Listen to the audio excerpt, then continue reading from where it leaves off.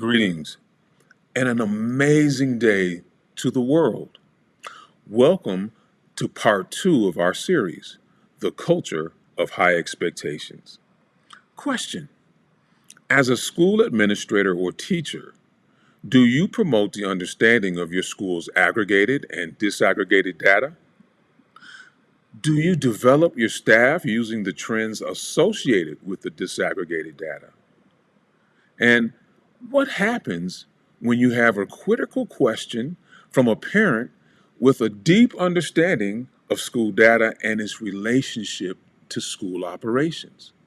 Well, first, let me introduce myself, share my perspective on educational innovation, and invite you to watch, share, follow, and then let's learn together. I am Dr. Willie Killins, special education teacher, teacher mentor, turnaround principal, state of education programs, professional school founder, and higher education instructor.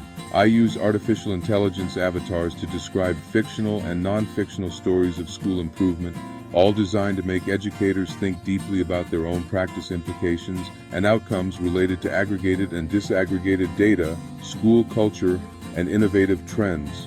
I have a team of AI avatars, but I write the scripts for them and then use technology to make them virtually real. Currently, I'm working on turning these avatars into agents that are capable of facilitating self-regulated learning environments, K-12 and higher education students. Join me, some of my human friends, and my AI team of avatars to discuss deep diving scenarios in education. Always remember that you can reach out to Dr. Killins for school and district level services. Go to www.ouisn.org. In part one, Dr. Killins had to get involved with the rescheduling of a missed exam. He meets Mr. Barrett, the school principal, and shares his issue. He also shares previous experience with one of the academic counselors. Critical questions were shared before the part one scenario. Also, Mr. Barrett posed guiding questions at the end of the part one scenario. In part two, what do you think the teacher's reaction will be to Mark's request to reschedule a missed mathematics exam? In part two, Dr. Killins, his son Mark, the math teacher, and the assistant principal discuss Mark's actual grades. Dr. Killins emphasizes a specific point about motivating all students that all teachers need to consider. He also makes it clear that he's using disaggregated data to support his stance on Black, Brown, and special education students. Dr. Killins points out that data is identified and characterized in the public reports. However, the dilemma is often not openly addressed in staff development meetings. Additionally, there's another very significant discovery that's made toward the end of part two. Let's watch as Mr. Barrett thanks Dr. Killins for his concern and moves the situation to Miss Sandy, the assistant principal and math teacher.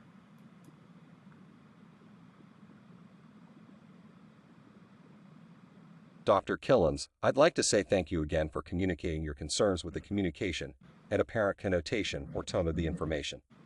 I have included my AI assistant principal, Mrs. Sandy. Mrs. Sandy or the teacher will communicate with you and resolve this issue. She'll report back to me, and I will meet with you.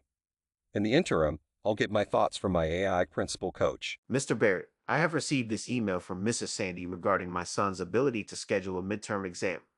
I have also directed my son to pull his classroom grades from the district accountability platform. I have reviewed them, and I have some questions. This is what Ms. Troy wrote. Good afternoon. Mark recently reached out about taking his semester exam, which he was absent for. I spoke with my supervisor about it, and he does have the option to do so if he still wishes to. Let me know if Mark is still interested in taking the exam so that I can communicate with my supervisor about a time and date to take the exam. Best, Miss Troy. Ms. Troy to Mrs. Sandy. At this point, everyone in this communication should decide whether Mark should take the missed exam. First, Miss Troy, Mark did not just recently reach out. He communicated with you before your scheduled exam. The screenshot was provided to leadership along with your response. We are now going into the third week after the scheduled exam and just discussing the makeup. Let's consider the fairness to Mark at this moment. How many other students have this type of issue? Please note the attachment or picture below. Mark's grade going into the exam. 1. Mark registered a B, 82.22% at the quarter grade mark. 2. Mark raised his grade to a B+, 87.78%, going into the exam demonstrating growth after the quarter grades. 3. Miss Troy opted to give him an F on a missed exam due to COVID-19 before emailing Mark telling him his grade is high enough. 4. Miss Troy opted to drop Mark's grade by at least 8.78% to a C. At this point, Mark should be given one of the following options. A. Mark receives 87.78% as a final grade, resulting in a B. B. Mark receives 2.22%, which would result in a grade. See number 4 above. C. Mark takes the exam, however, only to raise his grade using 87.78% as a platform. Mark is still interested in getting a grade that represents his efforts. We will wait for the administration's disposition and then move forward. What would you do if this were your child? English language artist. Please explain to Mark and me how a student can have a semester grade of 95.81%, a progress grade of 86.61%, get a 90% on the semester exam, and receive a semester grade below the progress grade, 86.49%. I want a written explanation as to how this is possible. Are we missing something on our end? Even just focusing on the progress grade, 86.61%, and the semester exam, 90%, will yield a higher percentage than 86.49%, the semester grade. How many other students have this type of issue? Good day, Dr. Killins. The progress grades are a snapshot of a given day of a student's grade. For the second quarter, that snapshot was from the week ending on November 9th, 2023. Grades can go up or down from that point depending on the scores a student receives on the assessments from then until the end of the semester. The most accurate grades are found under the quarter grade section, which updates each time a grade is entered into Infinite Campus. The breakdown for semester 1 was 45% for quarter 1, 45% for quarter 2, and 10% for the semester exam. When reviewing Mark's algebra grade, he earned 77.58% for quarter 1 and 82.22% for quarter 2. For Mark to earn a B for semester 1, he will need at least an 81% in the semester exam portion of this grade. He currently has 8/16ths from the free response portion, so he will need a 35/40ths on the multiple choice portion to reach a final semester grade of a B. We can coordinate taking the exam any day after school that works for you. Please let us know. Thank you. Greetings, Assistant Principal Sandy. I appreciate your explanation. To be transparent, Mark did not share that he had a portion of the test before leaving for the holiday session or before he caught COVID-19. He currently has 8 out of 16 from the free response portion. He's in trouble. We will hold ourselves accountable. They'll take the test tomorrow, Friday, January 19, 2024. Good evening, Dr. Killins. We have him scheduled for after school tomorrow. He can report to Ms. Troy's room after school, and she will get him the test and show him to our instructional office where he will take it. Mark will report as directed, and he understands that a B is near perfect on the rest of the test, and not being able to demonstrate proficiency, he may go C or below. We'll accept any grade that comes from this scenario. Dad, Miss Troy pulled me aside after class today and told me you, her, and Miss Sandy, the assistant principal, have been having email exchanges. I didn't tell you we took part of the exam before the midterms were scheduled, Dad.